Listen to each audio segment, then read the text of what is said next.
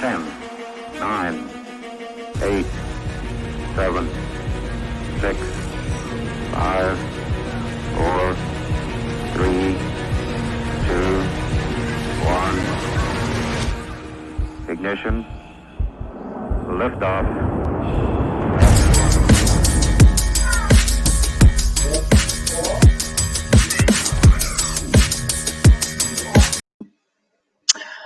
Okay, so I think we're live. This is the first go. I did a little video jazz in the beginning, but I'm super excited to be here with Sean Alvarez. How are you?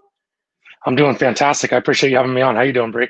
I'm good. I'm so excited. I mean, you and I have kind of been talking, I don't know, I want to say for a year, but I think it's even more than that. Just known through horses and being fans, and then StableDuel came around and we kind of roped you in early. So it's just been great. You've been kind of riding the StableDuel train for a while, but also we have leaned on you for strategy advice kind of since the beginning. You did a blog for us. So I think you're considered an expert in this field.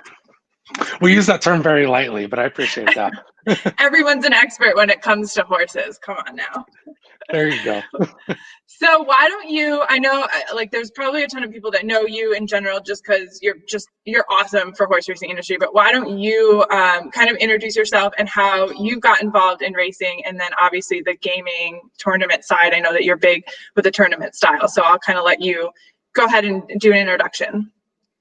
Yeah, so I'm born and raised in San Diego, pretty much played every sport you can think of growing up, regardless if I was good at it or not. I just loved kind of the team atmosphere, and getting out of that, I started teaching golf. Never seen a horse race in my life. This was 2012, and I walked into my Fairbanks Ranch is about a mile east of Del Mar, and I walked into the pro shop one day, and there was a post-it note on my drawer that said, "Call Jill Baffert. She wants lessons for her son." I had no idea. My first thought was, who's Jill Baffert? I know she's not a member, but it was in my head pro's handwriting, so I figured it was in my best interest to call her. Obviously, turns out to be Bob's wife, and started teaching Bodie. Never went to the track that year. Was convinced that whether or not I liked horse racing or not, I should go and visit Del Mar. So I went the next year when they came into town for Del Mar, and I fell in love. Fell in love with just the atmosphere and the horses running. And it didn't take long for me to fall in love with handicapping, the process, and trying to figure out who's going to win the race. So as that kind of grew into it, I was lucky enough to just through a friend meet, the likes of Jonathan Kinchin and James Henry and Duke Matisse one random day at Del Mar when they were playing in a contest, and I'm an absolute stranger, and they just kind of invited me into their plays. As horses were loading, James would say, "I'm on the 3," and JK would say, "I'm on the 4," and Duke would say, "I'm on the 5," and they would go, and halfway through the race, they'd realize the 4 and the 5 are going backwards, and everybody starts rooting for James. So, they're playing in the same contest, and they're playing against each other, but the sense of camaraderie, even though it's a competition against one another, really kind of wrote me into handicapping. It made me feel kind of part of the team atmosphere that I was missing from growing up and playing in sports. And the more I've reached out to other people in horse racing, even in just in betting, that's kind of just created more of my passion, just meeting new people in the game and meeting new people in contests. And that led me to StableDuel, almost a year and a half ago, kind of running those beta contests, signed up for a beta contest and got lucky enough and won it. But what I really enjoyed about it is that I'm a horizontal player. I love the pick 3s, the pick 4s, the pick 5s. But if you're wrong in a race, you're out. There's there's not really a consolation. So with StableDuel, if you're wrong, but your horse finishes third, beaten by a length, you're still actually gaining points. You're not necessarily losing points. So that's kind of been my involvement in getting into horse racing, getting into contests, and how I've kind of transitioned into playing with StableDuel as well. Yeah, for sure. So did you, and I know beta is a wide term for all the contests that we did early on. Did you do one of the 10 spots with it just being online? Oh my Yeah, we gosh. were doing the 10 spot online, chatting on the Discord. It was a blast. It was fun because it kept everybody interested. Yeah. I think I took a lead a little early, but people started catching up, and it was just fun to kind of go through it. Like I said, it kind of brought me back to that kind of team atmosphere where you're, whether or not it's friendly or whatnot, that kind of banter back and forth. Yeah. I really enjoy that, and I got that with that initial beta online, whatever the term is, contest. Yeah, I mean, I've got to find some screenshots because I think, we're very proud of our app. Like right now, it's beautiful. We think we love to call it sleek and sexy. The contest that Sean is talking about was literally a Excel sheet on a desktop with like little bubbles that you would like select horses. I mean, it served its purpose. It showed the premise of the game, but obviously a much different interface. So, well, let's hop into some of this strategy. So you've been building the stables, and if anyone is listening is new to StableDuel, so it's kind of the format of what a popular fantasy style game would be. So you would select 10 horses. So your team, I don't know what she's growling at. You would select 10 horses in your stable, so your team, within a bankroll of $50,000. So you can't select, all 10 favorites. You really have to have this well-rounded strategy. The prices of the horses are based on their morning line odds. So for instance, a 2-1 morning line is going to cost you $9,000. So you can't select 10 $9,000 horses. You'd be out of your salary within, however, 4 horses or whatever it is. Yeah. Oh, good math skills. Five horses. That was kind of bad. Okay. So I would love to know what your well-rounded strategy is and how you go about even starting off the stable selection for a typical game. So my kind of strategy with this, especially when you're building a stable where you're limited on the bankroll and you can't just kind of go race by race, I like to handicap the whole card and kind of figure out what strategy. I kind of use 2 strategies with StableDuel. If I think it's kind of heavy favorites and they're going to pull away and give me those, 3, 4, 5 length leads, wins that are really going to, bump up my points. Or do I see, favorites that I think aren't gonna win them by a lot? Maybe I can punch holes in them, and structure my stable around horses that aren't necessarily the favorites. So I kind of start there, and then one of the things that I've really kind of latched onto, especially on the Southern California circuit, is I'm trying to be ahead of the game with new up and coming trainers and up and coming jockeys as well. About 4 or 5 years ago, when Flavian kind of first hit the scene, he was unknown. His prices would float up, and then he got hurt. And even when he came back, he was still kind of unknown. And we got good prices on that. And a year or 2 years ago, we started with Rispoli and Cedillo coming in. Obviously, they're well known now, so you're not getting the prices. But now we've got Hernandez and Gonzalez coming down from Golden Gate, who are aggressive riders. They're good riders. They understand the horse underneath. And now we've got a brand new rider starting just yesterday with Jessica Pfeiffer. You get an absolute apprentice, a 10-pound weight allowance with a brand new jock that hasn't won a race before. Normally, I would shy away from that, but you get a jockey that was trusted with some of our best horses on the Southern California circuit in the morning. So if someone like Richard Mandela, and even though, she's obviously related and involved with the D'Amato barn, he's not going to put her on one of his top horses getting ready for a stakes race if he doesn't trust her in the morning. So she's already familiar with these horses. She knows what they, she knows what they can do, and it's just a matter of putting it together in the afternoon. So those kind of jockeys, obviously kind of leaning away from Rispoli and Cedillo, you get the Gonzalez, you get the Hernandez, you get now Jessica Pfeiffer, you're going to get valuable odds, and you're also going to get jockeys that are out there trying to prove themselves. So we lean back to, you don't want to lose a ton of lengths.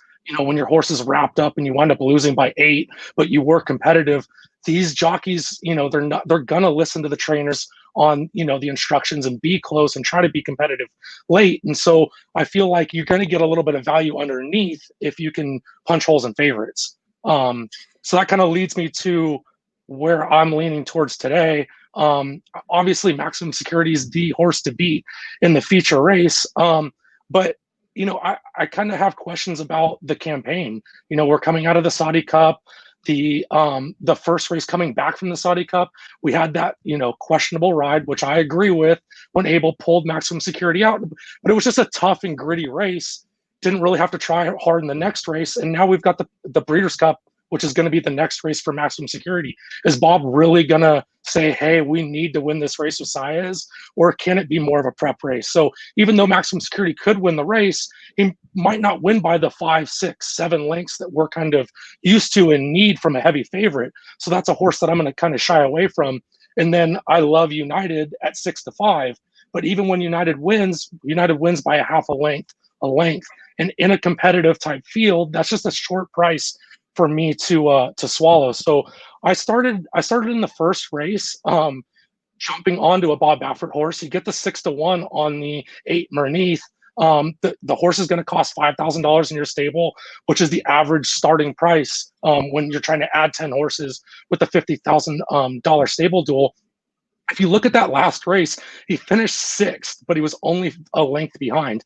He's an American Pharoah, out of American Pharoah, so we should get a little bit better of an improvement on that turf. So I just think that, starting off at kind of your base salary, not having to jump up for the favorite, I think that Merneath offers a lot of value at that $5,000 number. And then on that same race with sorry.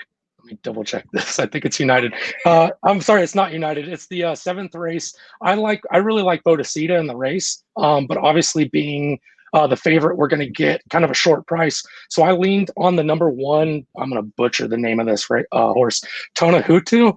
It's a little bit higher, $6,000 stable duel, but there's not a lot of pace in this race. The horse should be forwardly placed. We tend to favor towards speed.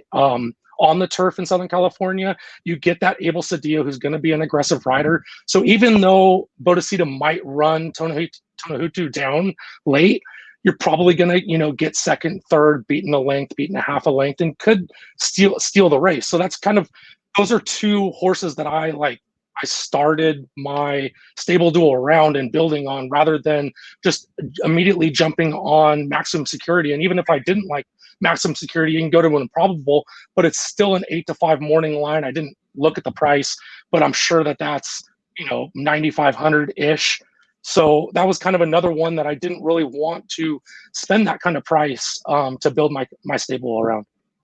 Yeah, and something else to note, because we're in actually a group chat together, and sometimes people talk about different strategies just in multi-race tickets. And one of the things is you're either playing just to win, by yourself a little bit, or you're playing against other people. So if you don't pick Maximum Security and Maximum Security doesn't win, you're going to beat all the other people that selected him just off of thinking it's Max, he's going to win. So you've put yourself up on the StableDuel game leaderboard farther than a lot of people with the mindset to pick Max Security. So sometimes you kind of take that stab. It's like making a single and a pick 5, because you've got to keep the amount down so that you can hit bigger. You've got to take a stab against what a lot of other people would pick on the chance that horse doesn't perform that day. Yeah, and I think it's important to try and figure out, obviously it's a guessing game. None of us know what's going to happen, but I think it's important to try and figure out who could pull away from the field and just absolutely romp, because those are the kind of horses, even if it is the heavy favorite, those are the kind of horses that kind of separate yourself from even the fields that, are trying to, like you're saying, be contrarian.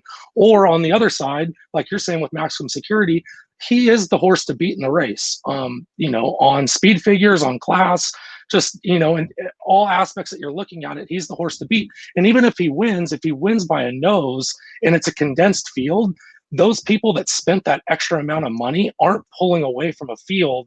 They're not getting that extra lengths, and the people that are finishing 5th aren't getting the negative amount for finishing, 10, 12 lengths back. If you can kind of figure out those races that are condensed fields, that's really, to me, the time to take a shot. Yeah, for sure. And I think if anyone's listening that is brand new to the game, and this is something like that is hard to grasp, one of the things I did starting out with StableDuel is I selected 10 $5,000 horses. It's middle of the road. They're 6-1 odds.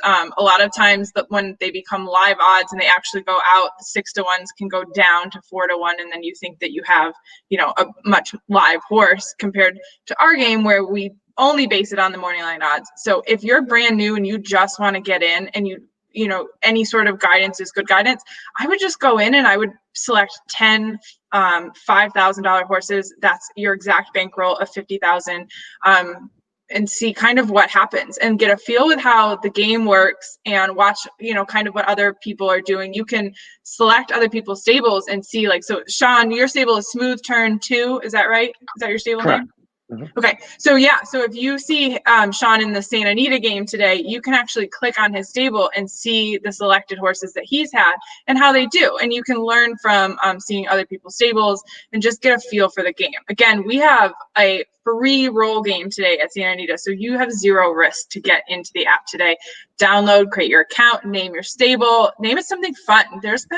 I've been a little surprised. There hasn't been as many fun stable names as I expected. There's a couple racy ones, but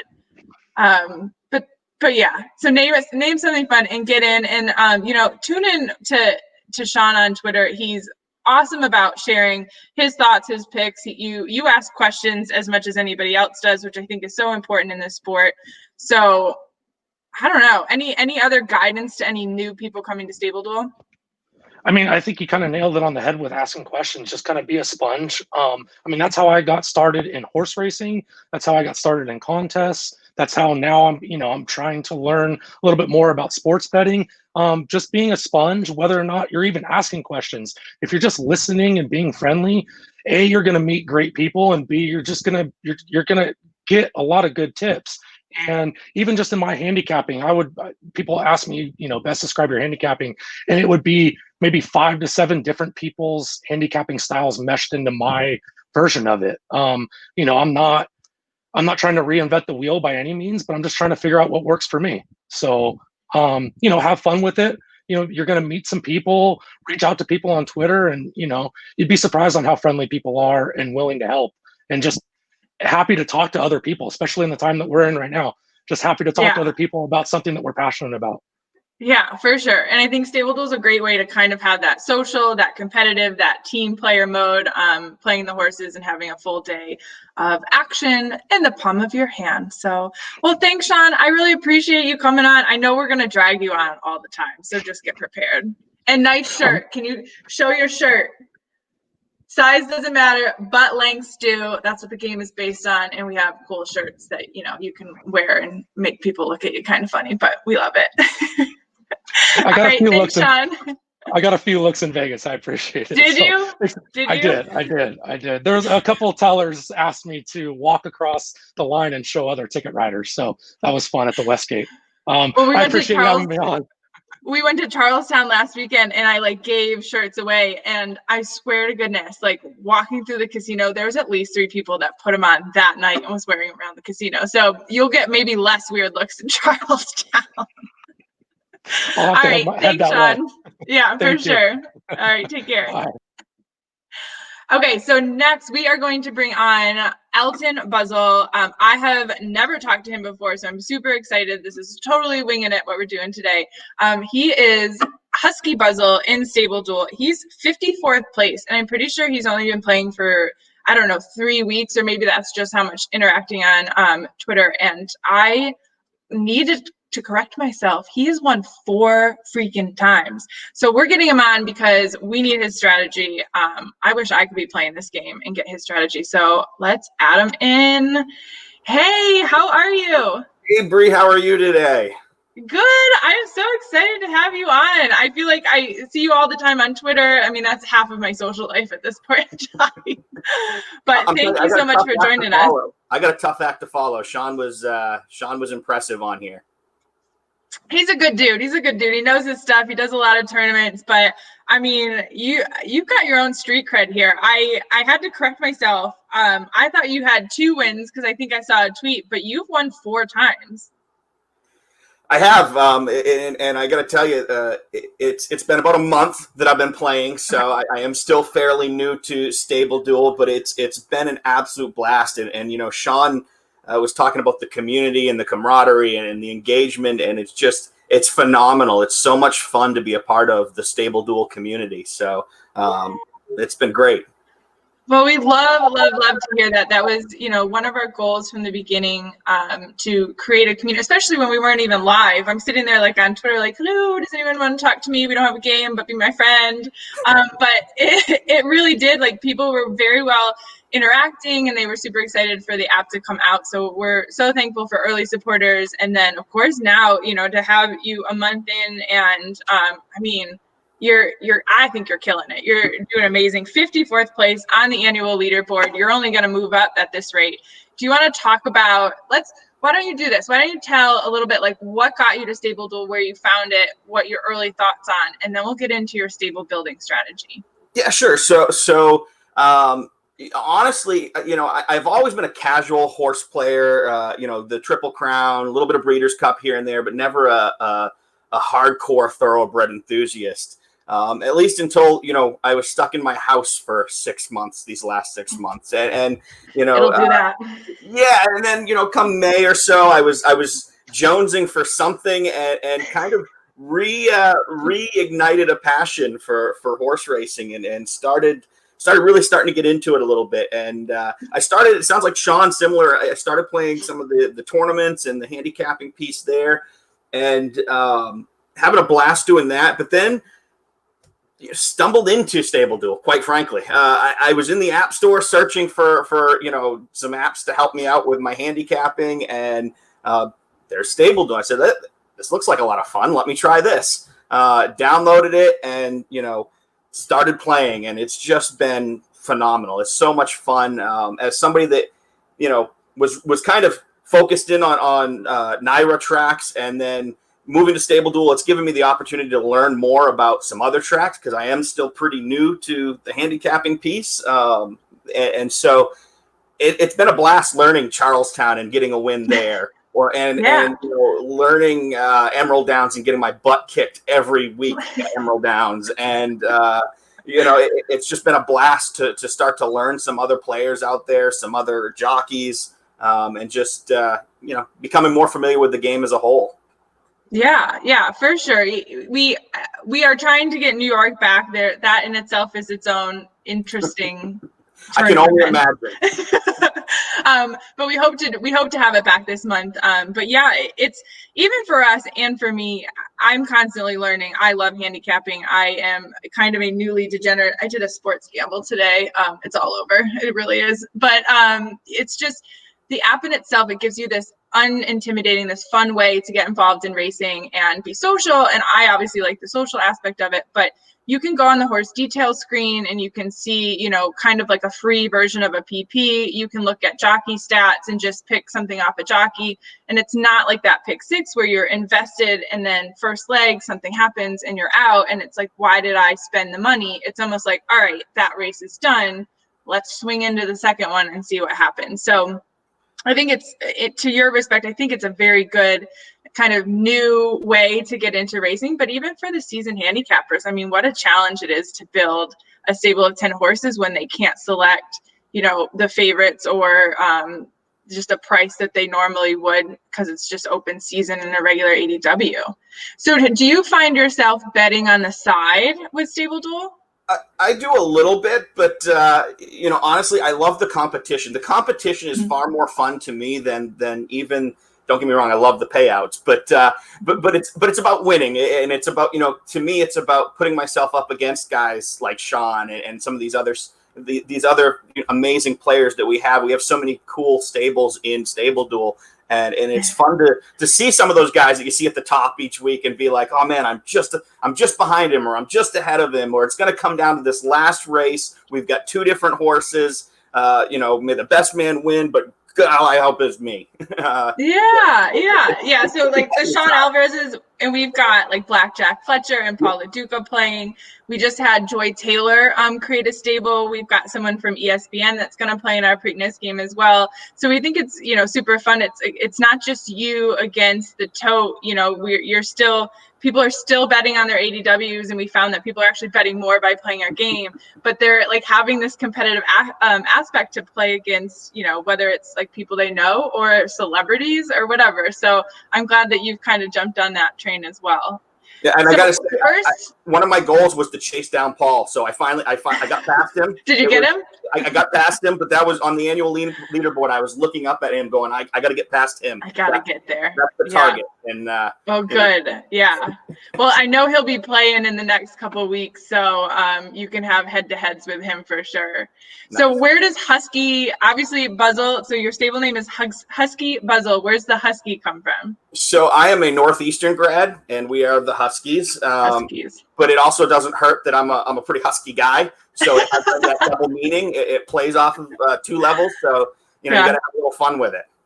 Awesome. All right. Well, why don't you take us through? So if you're building a stable today, what games are you in today? I know we've got Santa Anita. We have 2 games of Santa Anita. We have a Pimlico and a Woodbine. Which ones are you in? So I'm in all 3. I'm playing Santa Anita, Pimlico, and Woodbine this today. So I start out. I do the whole card. I before I even log into StableDuel, I look to see. Well, I log in to look to see what games are today, and then I'll go and handicap each track for the day.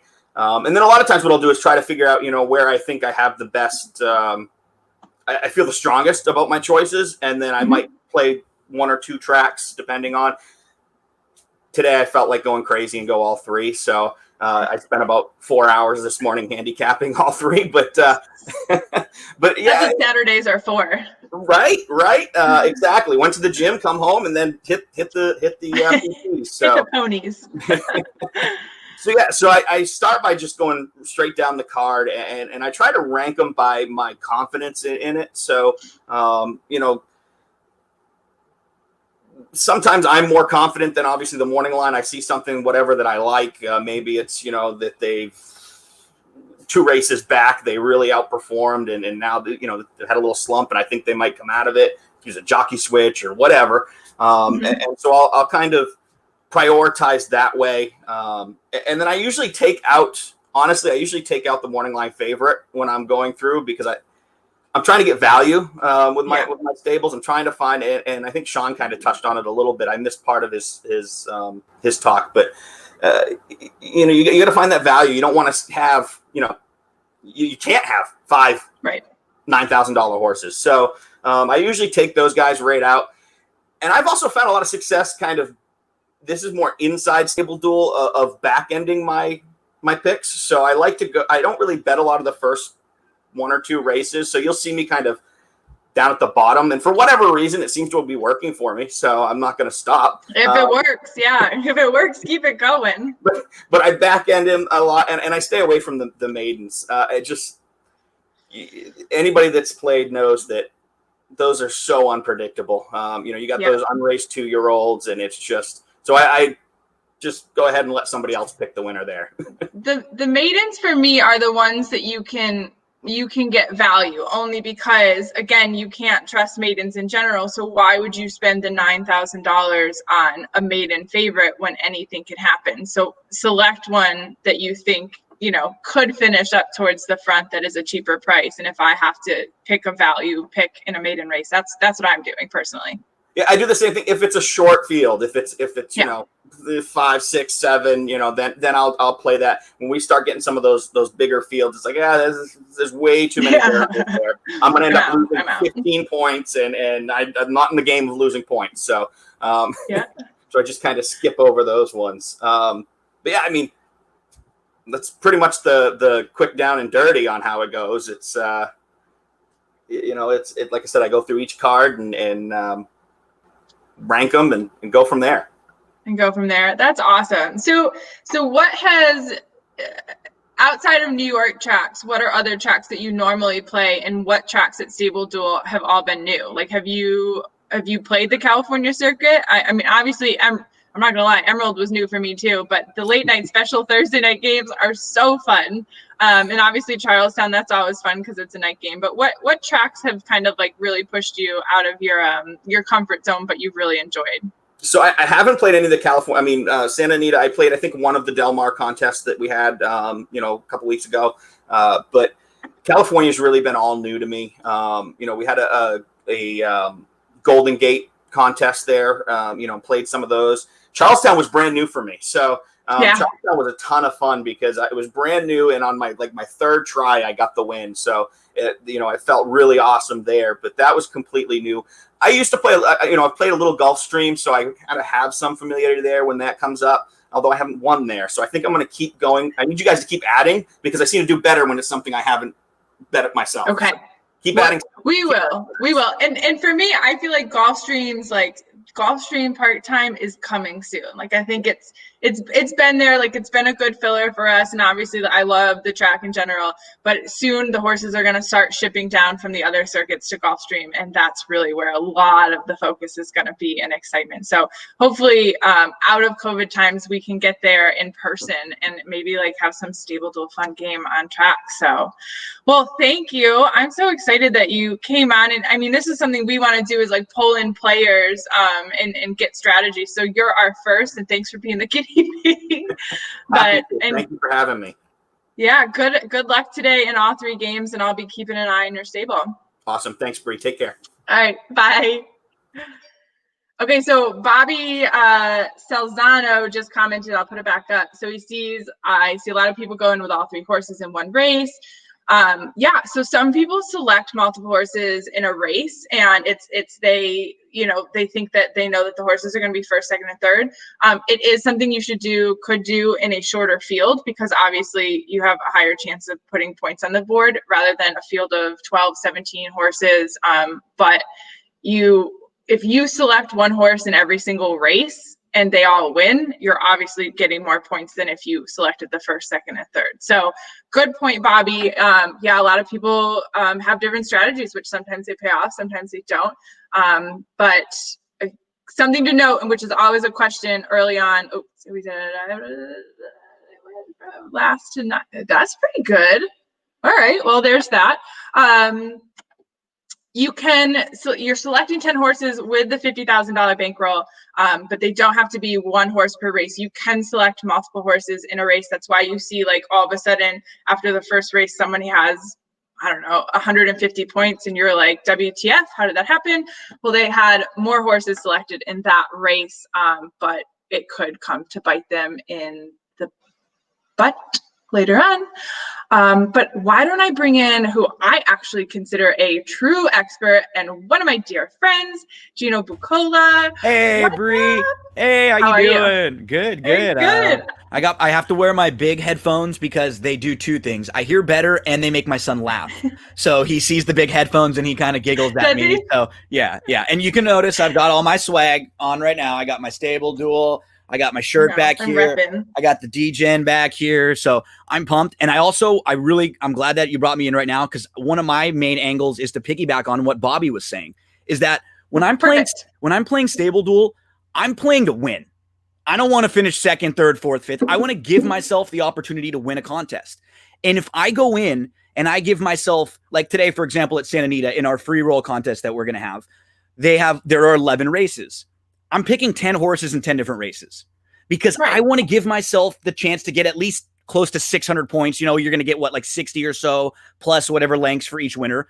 If I'm going to have a chance to get 600 and you're going to only have a chance to get 560, I don't want to set myself up that way. I just want to give myself the opportunity to get the max points possible. So I know sometimes you don't like certain races as much, but I don't ever want to go into a contest looking at the person next to me thinking, I could win out, finish second, and still lose. That would be a bad way to lose. So always try to give yourself the best opportunity to win. Now, some races and some contests, there are only 8 races or only 9 races. You can't do that. You have to pick 2 horses in some races. That's fine. That's a completely different story. Yeah. Yeah, I agree. I think, and for me on the social aspect, which when I played, and for the record, I don't know what the legal disclaimer is, but I am not allowed to play as a StableDuel employee. I do not play in any of the contests. I'm just giving my opinion. I like the social aspect of having action in every single race. Yes, So I absolutely. didn't want to skip a race because then I'm like, okay, well, I've got, 30 minutes in between the race, then the race, and another 30. That's an hour that I can't like sit there and scream at the television. So I wanted a horse in every single race so that I had action in every single race. Action. So, yeah, action. And again, to Gino's point, to Bobby's point, it's what you need to play to feel that you're going to win. And sometimes that is, that it's going to be a first and a second exacta, and the other ones are kind of up in the air for you. So go for it. That might actually put you in the winner's seat compared to other people if they're not selecting the highest amount of points in each single race. So it really is what you think your best chance is to win by your stable building. Yep. And for me too, another thing, I think one of the real like over general ways to look at what you're doing with your StableDuel contest. Like you said earlier in the stream, it's all based on morning line odds. So if you are someone who feels like you can address when horses get bet down, which we see happen all over the place. We see people on, oh, that's a terrible morning line. This horse is 10-1. I know they're going to be 3-1. They're 5-1. They're going to be 5-2. That's what you're trying. No one cares in our game. Yeah. Right? No, and that's what you're looking for. If you those are the horses you want to identify, because if you identify a horse that is 5-1 on the morning line, but they're going to be 5-2, you've got a 5-2 shot come post time. That's what you have to look in every race. Okay, who's going to be getting bet down? And maybe the opposite way, who's going to float back up? Is this line a little bit off? And if you are someone that is really good at addressing that, you're going to be very successful at this game, because there are going to be at least 3 or 4 races throughout the day where, you know what, if I go into a race and I have a 5-1 shot and they go off at 5-2 and they lose, I don't care, because I feel like I've won. You feel like you've already gotten the value there, win or lose. That's really what it's all about. It's not about always winning or losing. It's about putting yourself in the position to win as much as possible. And if you do little things like, one horse in each race, or try to identify the horses that are going to get bet down. Like for me, I've only won one contest. I think I've been in second 3 times. I think I've been in the top 5 another 4 or 5. So I'm there quite a bit. And that's what you want to do. You want to put yourself in the position to win, to have a horse or 2 in the last race and get lucky. So you have to do a few certain things if you want to give yourself the best opportunity to win each and every day. Entries is another good one, right? If there are races where there are, a 1 and a 1A, and you're going to get the 2-for-1 action, that's always you only need one of your 2 horses to place. If the other one runs dead last, you're not going to get negative points from them. So if you have an entry that's 6-1, but you're getting 2-for-1, that might always be a good place to go, because you get a better run for your money. Right. And to note on that, so you're in the points, you're going to get points for the best finisher out of your 1 and your 1A and coupled entries. So like you said, you've got 2 horses that you just need one to hit the board and do well for you, and the other one, it doesn't matter. So that is a good strategy to throw in your stable if you don't have any higher convictions in that race.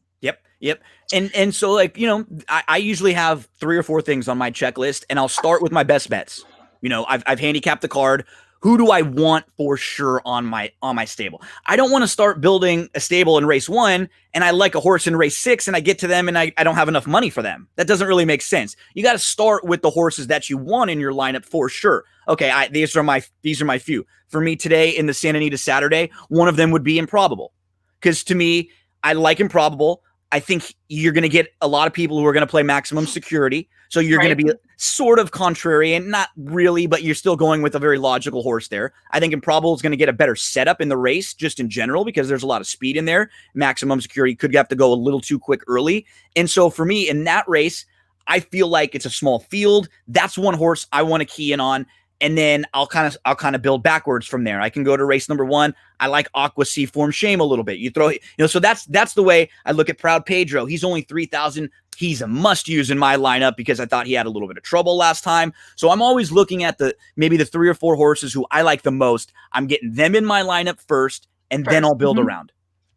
Nice. So something to note. So that's what G said. So this is Gino's stable in StableDuel is 31 on the annual leaderboard. So even though you said you've only won once, right? Yep, You've had yep. seconds. I mean, he's one of the top 32 players, being 31. Your silver status, you're working your way to gold, which there's perks on every single one. And even with the 5th place and the 4th and whatever, you're getting paid. So at the end of the day, like how much money on you think you've deposited and how much money you've won in StableDuel? I've probably deposited well, I mean, the one contest that I won $750 you know, for $50.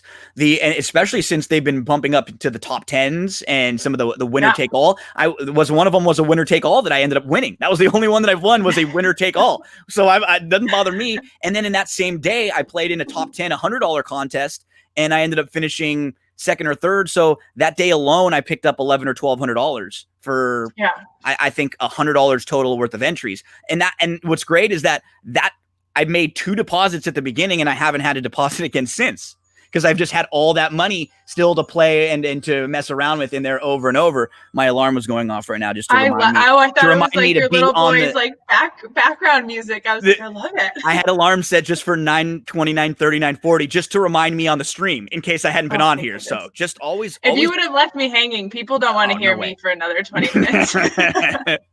Oh, no way. So, and that's what's awesome is that now, too, what I loved is, you know, I talked to a couple of different people, and it was funny. One of them had told me right off the bat, I like playing, but I wish there were a couple contests where if you won or if you finished towards the top, you won a little bit more money. And I think the next day, I didn't even said that to you or told you anything. The next day, StableDuel had just added contests like that. Exactly. Yep. So that's what's cool. Like you said, you can be in contests where it's a winner take all, but then if that's not really a contest that you're interested in, or maybe you don't have a strong conviction about that particular track that day, right? Maybe you just want to mess around.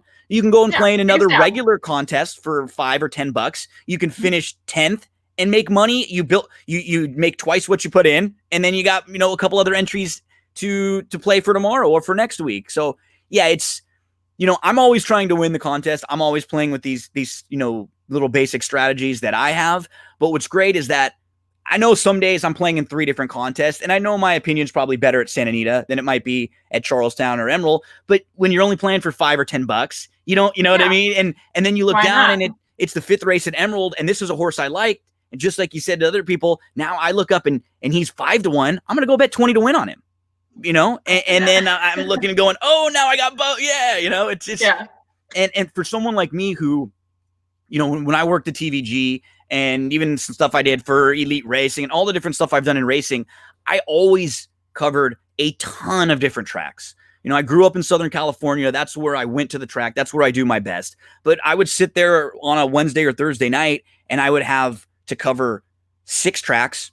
4 of them would be thoroughbred. 1 would be a quarter horse. 1 would be a standard bred. And I would be looking at Charlestown, Emerald, Evangeline, Delta Downs, like everywhere all over. So I love seeing 3 or 4 different tracks up there, because I feel like I get the goosebumps, and I feel like I got a little bit of an advantage because this is where I've always been like all over the place type of person. So yeah, it's been a lot. It's been a lot of fun, and I'm excited. I think my mom and dad and sister are going to get in the free contest today. I think they played in 1 or 2 of the Breeders' Cup ones last year when you were just rolling everything out. But they're pumped, and a couple other people too. So if you're listening, this is a perfect time to use it as a trial, right? You don't put any money in, even if you've been playing for a while and maybe you want to test out a different strategy or a different theory. And maybe you just finished dead last and it doesn't work, but who cares in this time, right? You were able to try, okay, that doesn't work. I'm not doing that anymore. Yeah, this is, I'm super fun. I mean, it was 388. I should look right now. It was 388 when I was starting the live stream. That's how many stables we had in the free game, which is awesome. We want people, first of all, we're fans of horse racing in general ourselves. We are gamblers ourselves. And I didn't see a horse race until 2009 for the first time. Like, I very much resonate with newbies in general. This is a very intimidating industry sport. I mean, first of all, you have to pay for everything. You have to pay all for the information. Data. So we're really excited to create what we think is an experience, really, that if you're brand new to this, you've got like a unique free past performance type style thing within the app. So you click on the horse. It shows you some details. So it shows you how many races it's won, second and third, where it's won, what the distances are. But if that's all new to you, you just go in and you see, I could pull one up, but I want to see how many people in the free game. But yeah, this is very friendly. If you have never played horse racing bet before, and today is the day to get in. So it's 4:00. I know I didn't make you get up early, but so Gino's in California, so it's 9:44 there, but it's 4:00 Eastern time. That's when you have to have your stable of 10 horses selected and submitted. First post game's always locked, and it's free. Get in. It's super easy. If you have any issues, you can email support@StableDuel.com or hit us up on Twitter. Gino is on Twitter. Always that's willing what to G help. said, right? That's at my Twitter is It's Me, Gino B. The podcast is That's What G Said. And I do basically like a lot of what we're doing here, but I'll do it more specifically. And I'm sure we'll talk about a horse or two if you want. If I'm not sure but I will go through, like, I'll have full segments where we spend 15, 20 minutes going through every race. And what I don't do is I'm never going to say, here's my exact lineup and give it out there, because if I do that, you and I are both going to not win as much. But what I will do is I'll go through every race and talk about maybe 2 or 3 horses to use at the price that I like and who I don't like. I'll go in and I'll say, this is a short price favorite I'm playing against. So today, for me, that'd be Maximum Security.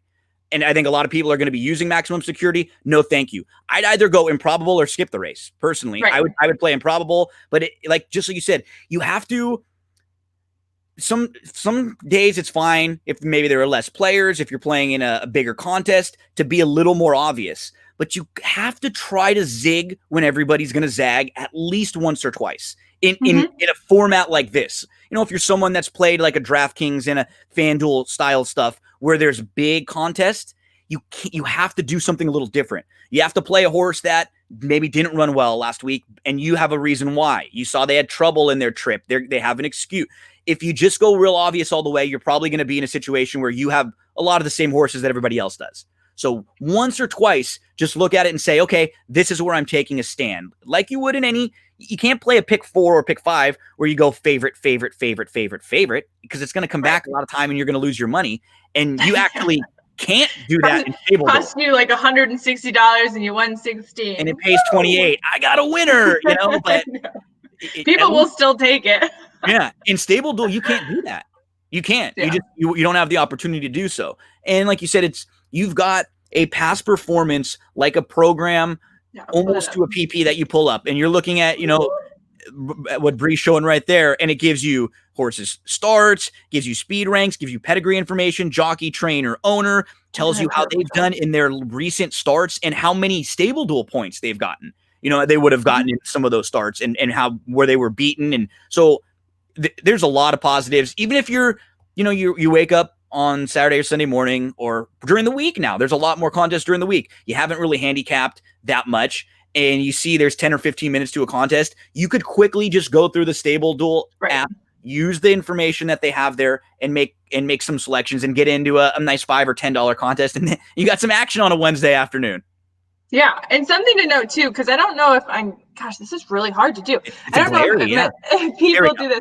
So up in this corner right here, there's a little green binocular. So mid-court, a horse, you can follow, and then if that horse gets entered in a race, it'll be in obviously one of our games. We will alert you and say, hey, one of your favorite horses, mid-court, is entered on Saturday, get in the game. So you can actually start to follow these horses and become fans of the horses in a much easier way than sometimes it is outside of our app. I think, like, you're going to get an alert in the palm of your hand, which we need because we're all doing everything else on our phones. So. And you can follow all the other stables too with the same binoculars, see how other stables that you played against are doing. Oh, I beat him last week. I beat them. Oh, you want to see how they're doing? And okay. I love the competitive style. Oh, I know, me too. I see they beat me last time. I got to go get by them this time. So then I get a little, I take a little few extra minutes handicapping the next day just to make sure I don't get beat in that situation. But it's been a blast, and I'm always happy to help anyone that has a question, because I've gotten pretty familiar with just the app in general, and the first or second time you do something, it's always a little tricky, but this is so user friendly. I don't know if I've had anybody that said, hey, I tried to do it, I don't know what I'm doing. Just some people that have asked, hey, so what's the approach here? What am I supposed to be doing in this game? What we've been talking about today. So yeah, things have been great, and I'm ready to win this free contest today. So have you give us like 3 of your picks? I know we talked about improbable, but maybe like 3, like one value pick, however you want to do. Give us a couple picks today. Okay, so in race number 1, I'll probably start out with the 3, Aqua Seaform Shame, who's going to cost a little bit more, about 7,000. But I think it's a great starting spot because she's a horse who tried to go longer in the Grade 1 Del Mar Oaks last time out. It was just too long, too tough. Now she's cutting back to 5.5 furlongs on the grass. This is a great spot. You have Flavian jumping aboard today. There's just a lot of positives, plenty to like. With her running style, I think she's going to be sitting maybe 3rd or 4th in here. There are a couple that are really, really quick. You got Bulletproof One. You got Biddy Duke. Parkour is going to probably be a little bit more off the pace cutting back in here, but even the outside with Marinith will be showing some speed. And I know that was one that Sean had mentioned also. I think Aqua Seaform Shame probably gets a good trip in here. So for me, I'll be starting out in race number 1 with the 3 at 7,000. In race number 3, I know a lot of people will probably spend up on Princess Noor. She might be the best 2-year-old filly. It's going to cost you a ton to use her. If you wanted to go in a different direction, $14,000 is what her 14 of your 50,000. So she better win. She's probably going to win. But I mean, you're better off in this situation trying to pick the horse who's going to run second at way cheaper. Honestly, I'd either do that or skip the race. And so for me, it would be Miss Costa Rica in this spot at much, much cheaper, or I'm just skipping this race. Even though it's a small field, you think you want to get the points here. I don't want to spend up 14,000. I would much rather go in different directions. Like when we go to race number 7 with the 2 Maxim Rate. This is the type of horse who you really like using in your stables. She is so consistent. In particular this year, she was very solid as a 3-year-old, but she seems like now as a 4-year-old filly, she's really taken the next step. She's been right there in all 3 starts so far this year. She's a head away from being 3 for 3 and undefeated. She has no issue with distance. She can run all day. We see Saez is in town to ride Maximum Security, and Saez will have a lot of very live mounts on Saturday too. So Maxim Rate is another one that I will be using. You're not necessarily going to have to spend up, but another one who's going to be like around 7,000 or so. And so you'll have to use a good chunk of your bankroll, but that's fine because in race number 9, we're going to be able to pick a horse who's only going to be 3,000. And remember, we're basing things off of sort of a $5,000 average per race. That's what we want. So if one race we spend up at 10, next race we got to come down a little bit to even things out. So for me, a horse who's going to be in all my Santa Anita lineups today is Proud Pedro in race number 9. And Proud Pedro will only cost you 3,000. That's the number 1. And he was 4th in a pretty similar spot last time in the Del Mar Handicap. But he had a lot of kind of sneaky in-between trouble that you don't see in the running lines. He was just in traffic early, kind of in between horses, and then he was forced to make a move a little early. And I think if he's able to just get a different trip, you're going to get a much better price on him than you will on United, than you will on Originaire. Much cheaper for you. This, to me, is the absolute value pick of the day, and he's going to be in all of my lineups. So Proud Pedro, if anyone's listening and you're new to this, that would be a great value pick in race 9 at Santa Anita. It's interesting that you were just talking about race 7 because when Sean was talking about it, his, was it Sean? Yes, he was talking about the one Tanahutu. Mm-hmm. I mean, it's not an Irish name at all. First of all, but so this is a perfect example. Like your stables, are built differently, and so it'll be interesting to see like what horses perform and what points get put on the board, and see how your stables move up and down the game leaderboard. And what's great is that it's not necessarily like Sean and I are both giving out horses to win. Right? Like we both gave out horses in races 1 and 7, but we could both be successful. They could finish first and second and third, and give us points and help us along the way. That's what you want here. You want, your horses who are going to run well, but at the same time, don't be scared. I don't ever play cautiously in that this horse might be first, but might be last. that doesn't get into my head. I don't really worry about that because I want the horses that are sort of going to be like that other people might be scared off of too. Yep. That's what you want. So, and then, Improbable would be the horse who I want to kind of bookend things with. And it's nice. You can't ever really have I don't have a template ever in a pick four where I'm saying I'm going to single in this race. I'm going to play 3x3x3 by single. But it's always nice when you're playing in a stable duel contest to know that in one of the last couple races, you have a horse that you feel very confident in. And I feel very confident that Improbable is going to be right there. Whether or not he beats maximum security, I think he's top 2 at least. And so you want one of your last couple races, you want a horse who you feel is going to at least get you something. Because if you're close, if you're in contention, that's when you want to feel a little more warm and fuzzy about who you have in the last race, and maybe not have a $50 horse that's a 20 to that's a horse that's 25 or 30 to 1 that you're just really crossing your fingers, hope they hit the board. Yeah, and I've talked to some players, so they say they're like, I always start out so strong, and then I just fall off the rails at the end. To me, you're probably focusing really, really hard on the first half of the card, and you're spending all of your money there, and then you run out of money, and that's why you kind of fall off. So I encourage them maybe like start in the middle of the card and then work your way out and see if that changes your mindset. The best part about it is, again, you're paying an entry fee for a full day of racing. There's not one horse that is knocking you out completely. I mean, anything can happen. And something else to note too is I saw this, it's actually kind of broke my heart.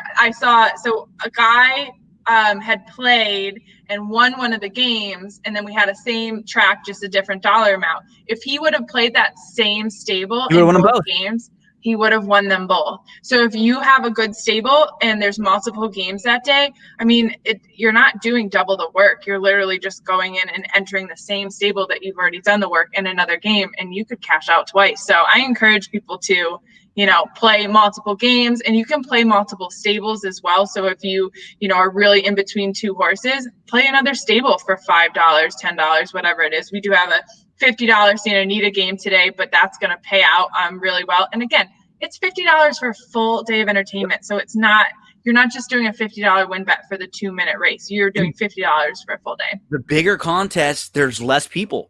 The 50s, the 100s, let's get in. So just like you said, if you'll see the winning ticket or the winning stable for the smaller contest be way less sometimes than the one that wins the bigger one. And if you would have just put up the 50 or the 100 to put your stable in, I know it's not always easy to just put a 50 or 100 in, but like you said, if you're doing it for the whole day, think about it like that. And we spend so much time handicapping. For me, hours. I watch every replay. We look at every chart. We do everything. Make sure you give yourself a half an hour of building your lineups. Don't go in with 2 minutes before and then put your lineup together. And that, like you said, that's when you're really front heavy, and then you have nothing on the back end and your stable's all out of whack. Take a piece of paper and a pen. I know I'm old school. I have a pen and a paper and write it out. Write out 3 or 4 different options that you have for yourself. Right. I do everything in front, and then you can plug them in and you can see, okay, this lineup, nope, I don't like the way this lineup is. It doesn't work. Oh, this one feels much better, but I'm going to probably eliminate that horse. We have to do that. This isn't everything in horse racing. Spend a good amount of time putting your tickets together, putting your wagers together. Just think about how much, for me, I used to spend so much time handicapping and then try to put everything together in a few minutes. And I would make a lot of mistakes. I would leave horses out. Right. I would forget things. And it's just now I try to do everything the night before. Then I can come the next morning. Are there scratches? Are there changes? Do I have to make any alterations here? But just give yourself a little bit more time. You're going to be better. You're going to feel more comfortable about it. You're going to win more.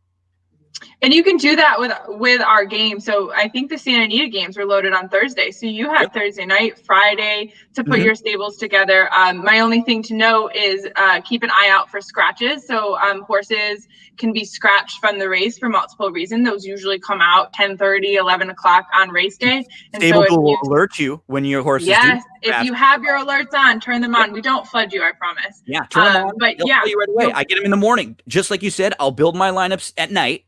And then in the morning, I'll get the alerts. Hey, your horse scratched at Gulfstream Park. Hey, you've got a horse that's scratched over at Kentucky Downs. Then you get up. Okay, cool. Now I've got $5,000 left on my stable.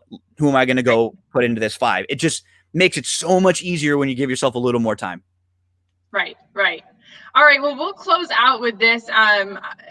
I think if you guys are playing the free game, thank you so much, especially if it's your first time. If you have any questions, again, hit us up on social media. But also, I love group tickets. So I do some group tickets with a great group of people where it's like we all contribute, X amount of dollars to put one ticket together. And then again, we're cheering it on together. We lose together. We win together. I mean, if you want to get in that $50 Santa Anita game, why don't you do a group ticket with, your friends or your family, and then you guys are all watching the races together, or you have a group message during COVID times and you can sit there and chat and everyone's watching at home. And I'll tell you, I mean, it's gotten my family involved, and they were never big horse players. Obviously everyone thinks that Bill Mott is my dad. Surprise, he's not. But yeah, this is just a really, really fun way to play racing on a social and a competitive level. And today is such a good day to take a stab at it. So thank you, Gino. We always love your strategy. All right, well, good luck today. I'm going to keep an eye out on your stable and see how you do. That's what G said, and then somebody also has created one that said that's what G didn't say. Did you see that? Which the guy has talked to me, and he said, "I'm a big fan of yours. I just wanted to make fun of you a little bit, and so don't get hard on me." So I like it. It's okay. Yeah, and I said earlier, I'm like, I've been semi-disappointed with some of the stable names. I really thought there'd be some more play on words here, and so I did see that one. That one was not disappointing, and I'm glad that he's cool. Nice. All right, Bri, have a great Saturday. You too. All right, guys, that's it for the first live stream ever. I was planning on 35 to 45 minutes, but obviously we're just so freaking interesting. I can't even say that word. That we flooded your timeline for an entire hour. So you have plenty of time to get into StableDuel games. I think you have 10 minutes to get into maybe the Woodbine. So go select 10 horses, get your stable in and submit, and we'll have a great day at Woodbine. And then we also have Pimlico on there. And then, of course, the free game at Santa Anita, which has over 450 stables in it now. And get a group ticket going if $50 is a lot, which I totally understand for some people for sure. Get your friends and family involved. Let's watch racing. Let's have some cocktails. Let's make money and do all the things on Saturday. Good luck in any of your football games, too. I've got to go check the score of UK and Auburn because got a little money on that one. So have an awesome Saturday. Thanks for tuning in. I'm closing out.